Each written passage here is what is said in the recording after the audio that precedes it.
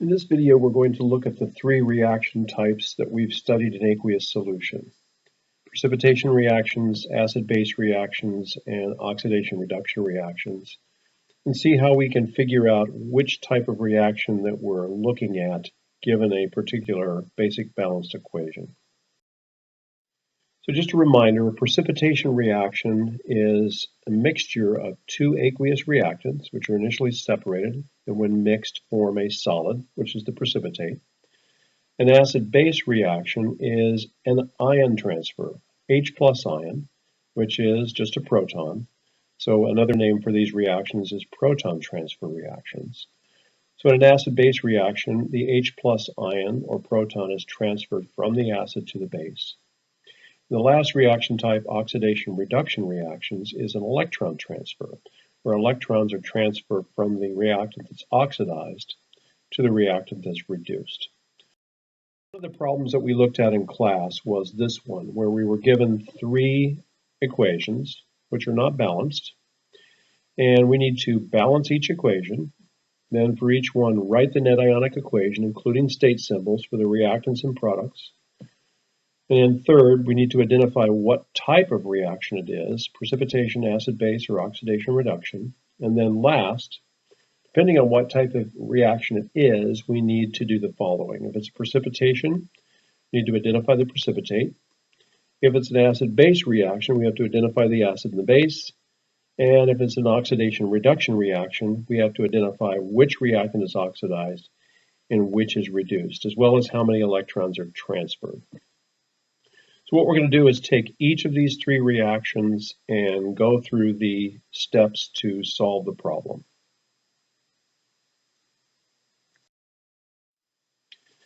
So let's reproduce the three reactions here, and we're going to look at questions 1 and 3. First, balancing the chemical equation, and then next to identify what type of reaction each one of them is. So let's first start with balancing. So we'll look at the very first one. We have magnesium chloride on the left, and that reacts with sodium hydroxide to give magnesium hydroxide and then sodium chloride.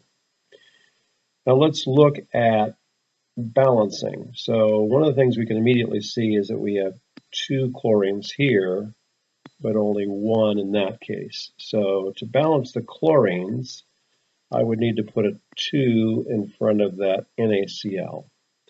So let's see what that does for us. Now if we look, we see we have one magnesium on both sides. We have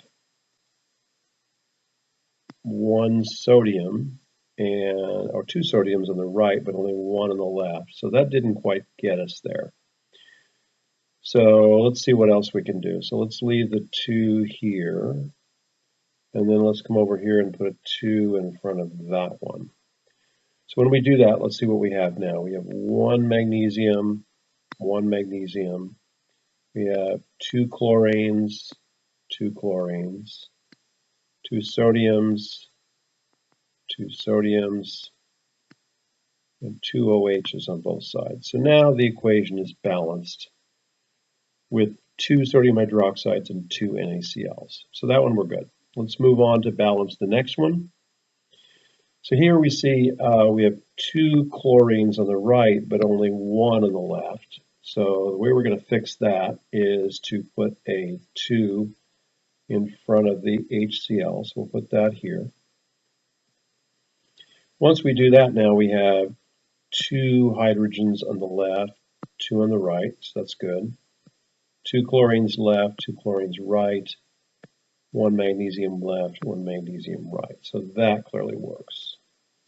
So we'll put the 2 back here and go back up here and put the 2s in here. So those 2 are balanced. Now let's go down to the bottom one. So the bottom one, we have one magnesium on both sides. We have 2 chlorines on the right, but only one on the left. So I'm going to put a 2 here.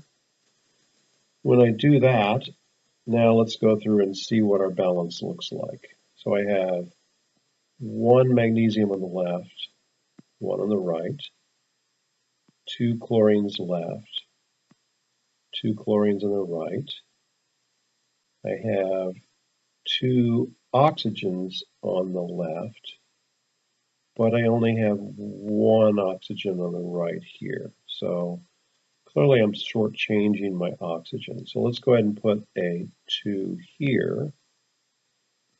Now that gives me my 2 oxygens on the right, so oxygen's balanced. So let's look at hydrogen. I have 2 here plus 2 more here, so 4 hydrogens on the left and 4 hydrogens on the right. So that equation is balanced with a 2 in front of the HCl and a 2 in front of the H2O.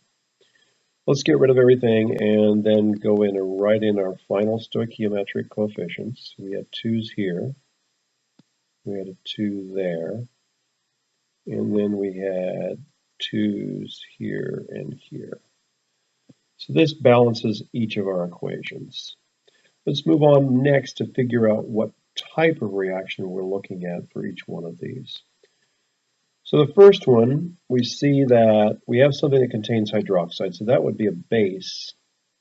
But this is not an acid. There's no source of H plus there. So this is not an acid-base reaction.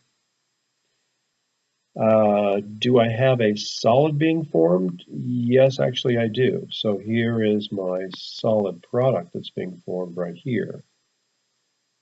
So since it's not acid-base, and I do form a solid product, this one appears to be a precipitation reaction.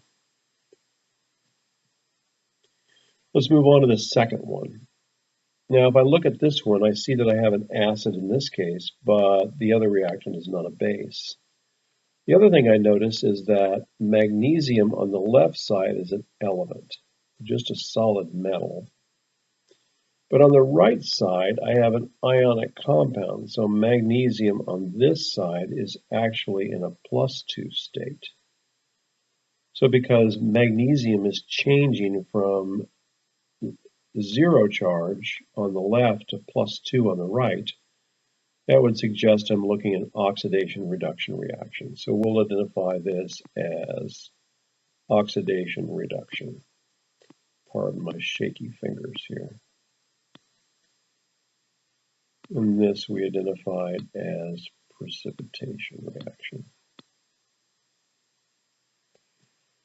Now let's look at the bottom one. This one's a little bit easier. I see I have an acid, something that contains H+. I have something that contains hydroxide. And then I'm also forming water as a product. All of those are pretty good clues that this is going to be an acid-base reaction. So we'll label that acid-base. So now that we've balanced each equation, we've identified what type they are.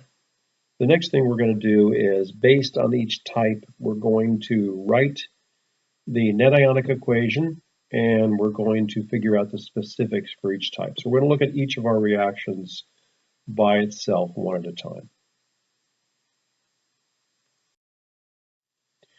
So here we're going to look at questions 2 and 4, and this will be for our precipitation reaction, the first one. And we need to write the net ionic equation, including state symbols. And since this is precipitation, we have to identify the precipitate. Well, it's pretty easy to identify the precipitate, so we'll do that first. The precipitate is right here, so this is our solid product. So that part's done. We've identified the precipitate. To get to the net ionic equation, the first thing we're going to do is actually produce the total ionic equation. So remember what we do to get to a total ionic equation from the basic balanced equation. Any species that is aqueous and also an ionic compound is going to separate into its individual ions in solution. That would include the magnesium chloride and also the sodium hydroxide. Those are both ionic compounds and they're aqueous. Same for the product over here, sodium chloride, ionic compound and aqueous. However, the solid precipitate is a solid. Of course, that's not going to be separated into its individual ions. So of these, the ones that we're going to have to separate would be the magnesium chloride, the sodium hydroxide, and the sodium chloride. So let's do that. We'll start first with the magnesium chloride. That's going to separate into magnesium 2+, and 2Cl minus. The one thing you'll notice here is that I have a subscript 2 here, but over here I put the 2 out front. Now why is that? The subscript 2 in the magnesium chloride is meant to indicate that the chlorine atoms are bonded to the magnesium, and each magnesium is bonded to 2 chlorine atoms through ionic bonds. When these ions separate in aqueous solution, the bond between magnesium and chloride is broken. So it's no longer that the chlorines are bonded to something else, they're just individuals. So that's why we put the 2 out front, because there's no bonding between the chlorine atoms. That would be a little bit strange, given that they're both negatively charged, not likely that they would bond to each other. So that's why we go from a subscript in magnesium chloride to the separated ions giving 2Cl minus. Now let's do the same thing for the sodium hydroxide. We have 2 sodium ions and 2 hydroxide ions.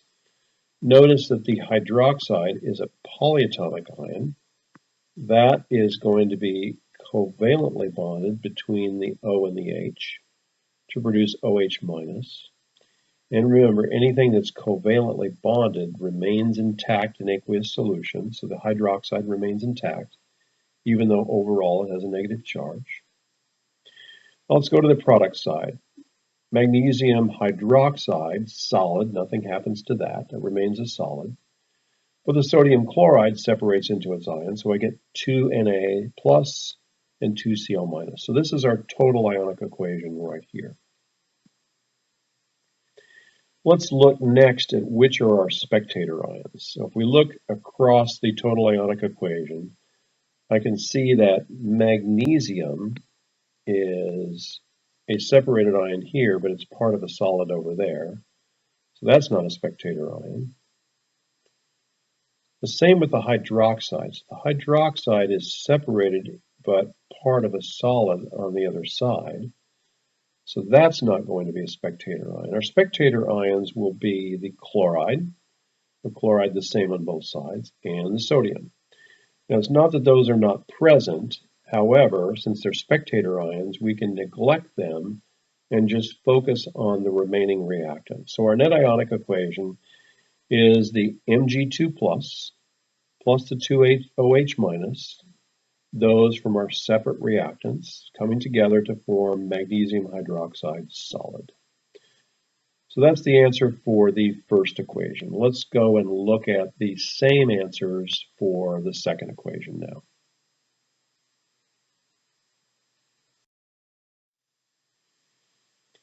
This is our oxidation reduction reaction, so we know right off the bat we're dealing with oxidation reduction.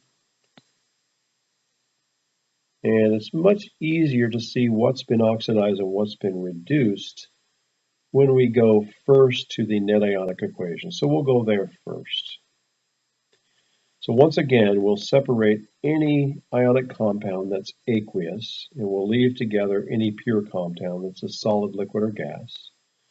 So what we're going to find is that the HCl will separate into its component ions.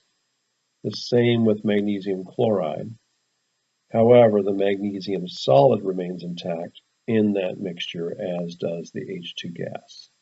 H2 gas being a molecular element.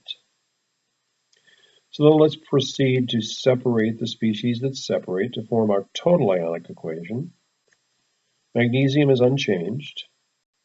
The HCl will separate into its individual ions, 2H plus aqueous and 2Cl minus. Now remember, we've said this before, that H plus is really kind of a convenience. H plus in aqueous solution doesn't actually exist. It's really the hydronium ion, H3O plus. But for the sake of convenience, we're just going to go ahead and write it here as H plus. Now let's do the same thing on the product side. On the product side, I have the magnesium chloride will separate into its individual ions. And again, notice that we have a subscript here turns into a coefficient out front there, just as we've seen before. And then last, the hydrogen gas remains intact. So there's our total ionic equation. Now let's go through and see what's exactly the same on both product and reactant side. Start with magnesium. On the left side, magnesium is an element. On the right side, it ends up being an ion. So those two are clearly not the same. The same with H+. It's an ion over here, but then an element with no charge over there. So clearly that's not a spectator.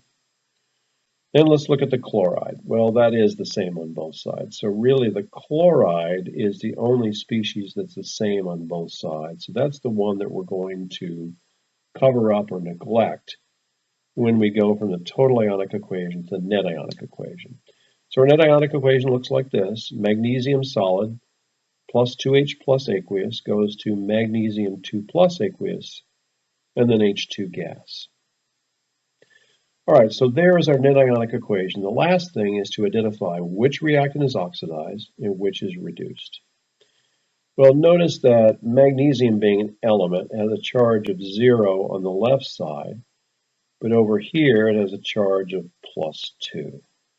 Now that means that magnesium has lost electrons. So that's the species that's being oxidized. So immediately we can see that 2 electrons are lost there. If we look at the hydrogen, now here I have a charge of +1 on each hydrogen ion on the left side. There's 2 of them. And when I go to this side, I have an element hydrogen with a charge of 0. So given that I have 2 H pluses on the left and a charge of 0 on the right, that means that I have a net gain for the 2 H pluses of 2 electrons. So as we should see, the number of electrons lost by the oxidized species is the same as the number of electrons gained by the reduced species. So then magnesium is oxidized, so that's our oxidation. And then we can say HCl is reduced, or even more simply, H plus is reduced to give hydrogen. So that's the answer to that last piece for this particular reaction. Let's move on then and look at our third reaction.